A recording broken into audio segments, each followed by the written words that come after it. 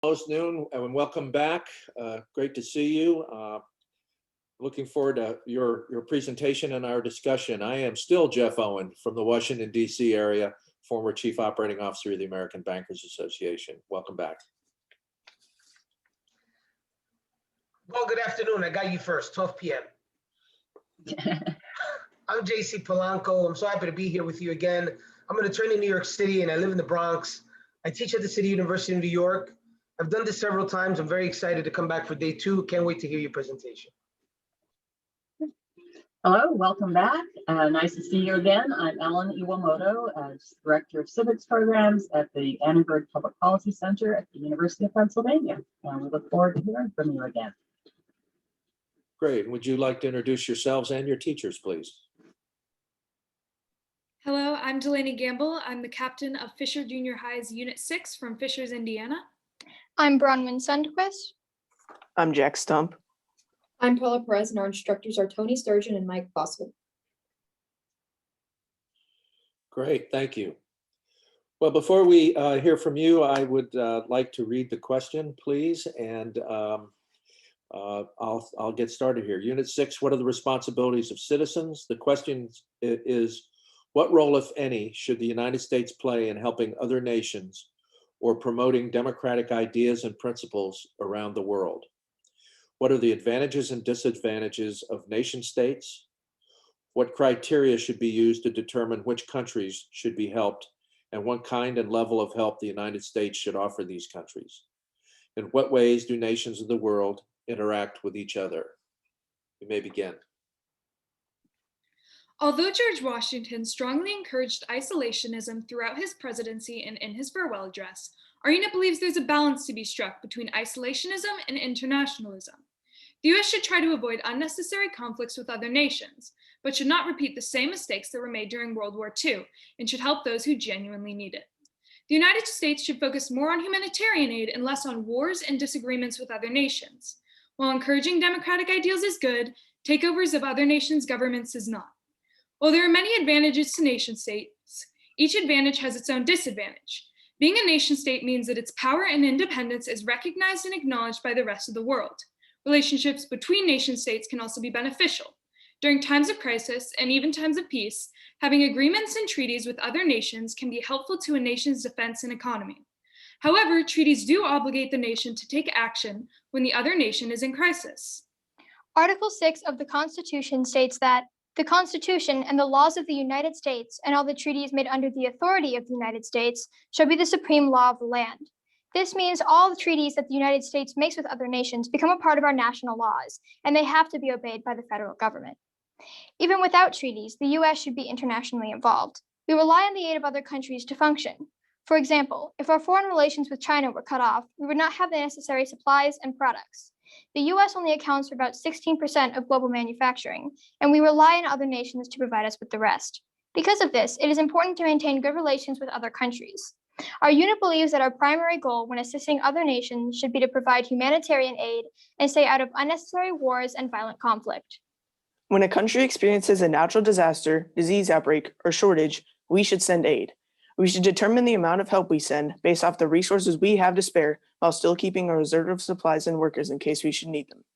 We should also utilize international agencies, such as the United Nations, to ensure the affected nation state receives all the assistance they need. However, we should avoid joining wars whenever possible. With this in mind, we cannot have a repeat of World War II where we stayed out of the war too long when we could have been assisting in the downfall of the genocidal Nazi regime. If our allies have joined war and are requesting our help, we must seriously consider the threat posed by the enemy. We must also abide by any treaties or agreements with other countries. Article 2, Section 2 of the Constitution contains the treaty clause, which bounds any treaties we sign by federal law. Therefore, we must send aid in accordance with any treaties we sign with other countries. Nations of the world are always interacting with each other in many different ways. Treaties such as the Nuclear Weapons Ban Treaty or the Paris Climate Agreement are contracts that can be signed by two or more parties to regulate an issue concerning nation states. Additionally, most countries need international trade agreements to get supplies and products which they cannot produce. There are also agreements to trade information or research that greatly benefit the world as a whole. This was demonstrated recently when scientists shared their research across borders their research across borders to try and combat the coronavirus. Another common agreement between nation states is military alliances, which allow peace and entente during potential wars. Finally, countries often send humanitarian aid to areas that are impacted by crises such as natural disasters or economic struggles. Many international agencies such as United Nations, NATO, Red Cross, and World Trade Organization are formed to try and keep peace between nation states or regulate the relationship between certain countries. While it comes with certain drawbacks, semi-internationalism is truly the best option for the United States. We need to maintain good relations with other nation states and focus on providing humanitarian aid while still keeping the best interest of our citizens in mind. We have finished our testimony and ready for follow-up. Great, thank you very much. So we will begin our questioning now, and I'll lead off. I'd like to ask you to drill down a little bit on what elements of American constitutionalism have influenced other countries. Well, our Declaration of Independence greatly influenced the French Revolution, and their revolution was formulated after ours and was also inspired by ours. Aristotle took a part in writing our Constitution, and we took Aristotle's idea of the Republican government into our own government. Great. Anything else? Thank you. That was a great answer. Yeah. I swear. Connecting the French Revolution. You made my day with that one. Thank you so much. I don't even know what to say. So considering that we have a limited supply of funds and Americans work very hard and they pay their taxes to our country, what benefits, if any, exist there with us giving foreign aid to other countries? Are there any? Well, when we give foreign aid to countries like Afghanistan or weaker countries that have a lot of political discourse, and giving aid to them can prevent dangerous organizations like the Taliban from taking control and giving the country more power, and that would be a huge danger to countries all around the world.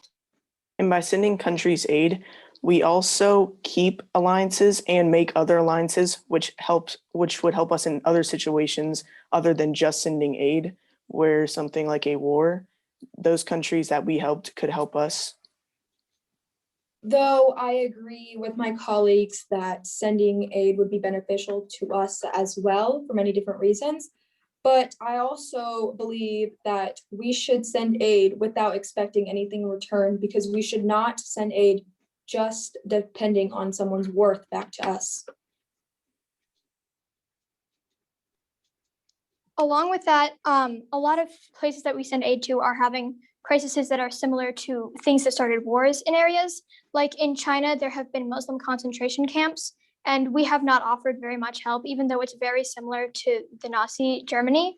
And we didn't really get much in return from, obviously, Germany, because they didn't like that we were fighting a war with them. But we still sent aid because there were people that were suffering.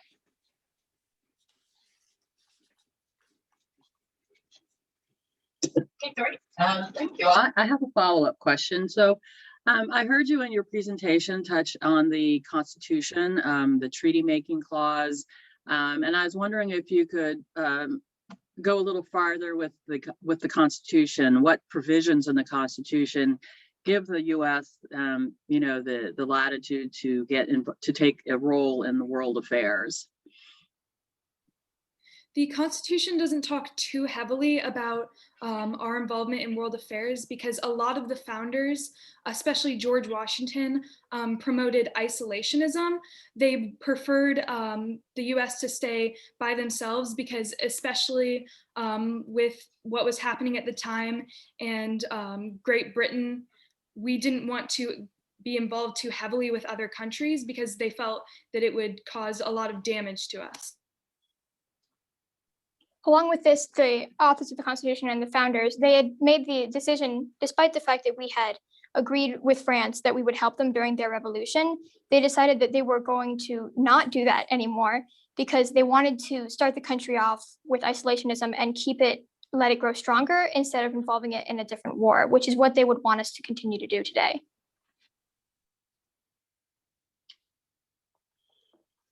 Anybody else? Okay, thank you.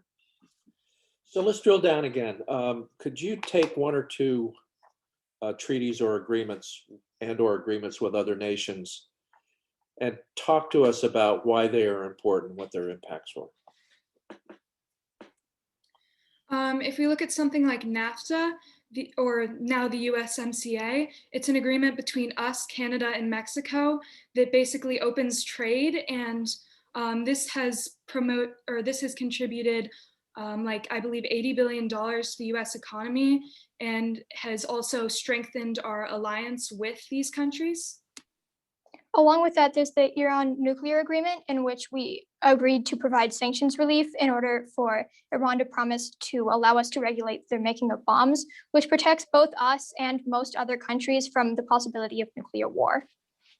There's also the United Nations, which after World War II promoted peace among countries, that if there was another war to happen, there is a strong force to stop that instead of countries having to be split up in that war. We also have the Paris Climate Agreement, which not only protects us, but it protects a lot of other countries. And we should also think that when making treaties, that it not only impacts us, but impacts the world as a whole. Right. Thank you. I'm interested in what you have to say about NATO. What do you know about NATO? Is it a important alliance for the U.S.'s security? NATO is the North American Trade Organization, and I believe it is really important because it strengthens our bond with other North American countries.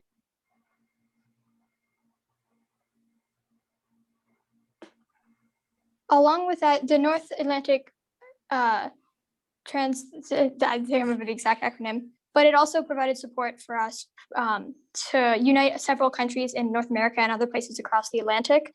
In case anything were to happen, it bonds us together so that if other countries got too much power, we would be able to unite as one with all of our resources and be able to stop them. The U.S. doesn't make enough products itself to stay as a functioning country, so we need help from other countries, and that's what NATO does, is promote trade and help us and other countries get supplies that they wouldn't have on their own. Thank you. Great. I think we can squeeze in one more question, just related to the pandemic and the vaccines. And there's a lot of countries, it's very imbalanced as to getting people vaccinated, having access to vaccines. What do you think the U.S. role should be related to vaccinations and the rest of the world? I think the US should promote getting vaccinations in our country, which would help protect the rest of the world and keep it from spreading in the US to neighboring countries. I think this would be an example of the country putting its citizens first, even though not everyone would want to put a vaccine into them. I think it's keeping the best interest of our citizens in mind and keeping them safe. Along with what Perla said, I do believe that we should concentrate on getting the American citizens vaccinated and people who are currently living in America.